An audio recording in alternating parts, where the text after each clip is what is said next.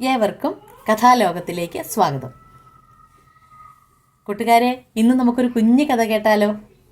നമ്മുടെ കഥയുടെ പേര് സംഭവിച്ചതെല്ലാം നല്ലതിന്. പണ്ടൊരു രാജ്യത്ത് ഒരു രാജാവുണ്ടായിരുന്നു. രാജാവും മന്ത്രിയൊക്കെ നല്ല കൂട്ടുകാരാണ്. അങ്ങനെ ഇരിക്കെ ഒരു ദിവസം ഇവർ നായാട്ടിന് പോകാനായിട്ട് തീരുമാനിച്ചു. ഉടനെ രാജാവ് തൻ്റെ വാളൊക്കെ എടുത്ത് ഇങ്ങനെ പതുക്കെ തൂത്തു.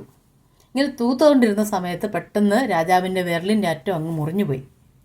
ഇത് കണ്ടു വന്ന മന്ത്രി പറഞ്ഞു, സംഭവിച്ചതെല്ലാം നല്ലതിന്. രാജാവിനങ്ങ് ദേഷ്യം വന്നു. എൻ്റെ കൈ മുറിഞ്ഞ് ഇത്രയും ചോര വന്നപ്പോഴേക്കും സംഭവിച്ചതെല്ലാം നല്ലതിനെന്നോ? ഇവനെ പിടിച്ച് തുറങ്കിലടയ്ക്കാൻ ഉടനെ രാജാവ് ഭടന്മാരോട് പറഞ്ഞു.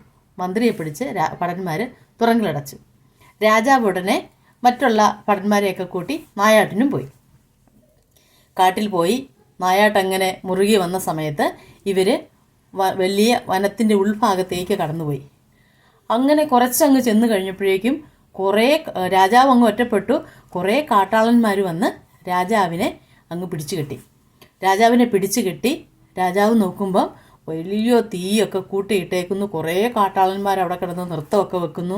അവരെല്ലാം ഇങ്ങനെ ഡാൻസൊക്കെ കളിക്കുന്നു, പാട്ടും കൂത്തും ഭയങ്കര ബഹളമൊക്കെ വെക്കുന്നു. നടുക്കൊരാളിങ്ങനെ ഇരിക്കുന്നു. ആ ആളുടെ അടുത്തേക്ക്, ഒരു കാട്ടാളൻ്റെ അടുത്തേക്ക് ഈ രാജാവിനെ പിടിച്ചു കെട്ടി വന്ന ആൾക്കാർ കൊണ്ടുവന്നു. രാജാവിനെ മൊത്തത്തിലൊന്ന് നോക്കി ഈ കാട്ടാളൻ. നോക്കിയിട്ട് പറഞ്ഞു, നല്ലതാ, നമുക്ക് പറ്റിയ സാധനമാണ്, നമുക്കിതിനെ ഉപയോഗിക്കാമെന്ന് പറഞ്ഞു. രാജാവ് ഇങ്ങനെ നോക്കി പേടിച്ച് നിൽക്കുക. ഉടനെ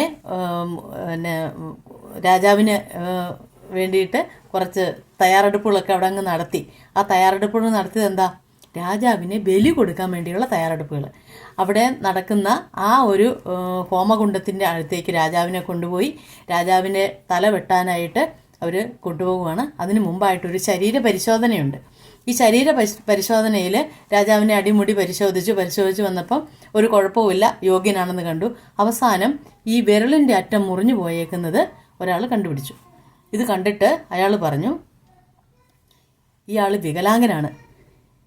വികലാംഗനായ ഒരാളെ ബലി കൊടുത്താൽ ദേവി പ്രസാദിക്കില്ല, അതുകൊണ്ട് ഇയാളെ ബലി കൊടുക്കാൻ പറ്റത്തില്ല എന്ന് പറഞ്ഞു.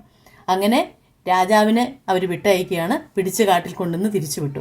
പേടിച്ചരണ്ട രാജാവ് ഒരു തരത്തിൽ കൊട്ടാരത്തിലെത്തിയ ഉടനെ തന്നെ മന്ത്രിയെ കണ്ടു. മന്ത്രിയെ തുറന്നു വിട്ടിട്ട് മന്ത്രിയോട് പറഞ്ഞു, എന്നോട് ക്ഷമിക്കണം കേട്ടോ കൂട്ടുകാരാ, എൻ്റെ അന്നേരത്തെ ഒരു ദേഷ്യത്തിന് ഞാൻ നിന്നെ പിടിച്ച് തുറങ്കിലടച്ചതാന്ന് പറഞ്ഞു.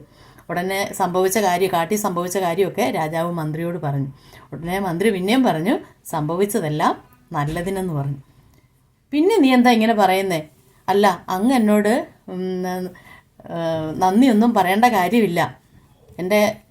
അങ്ങ് എന്നെ കൂട്ടിയിരുന്നെങ്കിൽ ഇപ്പം ഞാനും കാണില്ലായിരുന്നു. അങ്ങ് എന്നെ കൂട്ടാതെ എന്നെ ഇവിടെ കാരാഗ്രഹത്തിൽ അടച്ചത് കൊണ്ടല്ലേ എൻ്റെ ജീവനും തിരിച്ചു കിട്ടിയത്. അപ്പോൾ സംഭവിച്ചതെല്ലാം നല്ലതിന്. കൂട്ടുകാരെ, സംഭവിച്ചതെല്ലാം നല്ലതിന്. എല്ലാവർക്കും നന്ദി.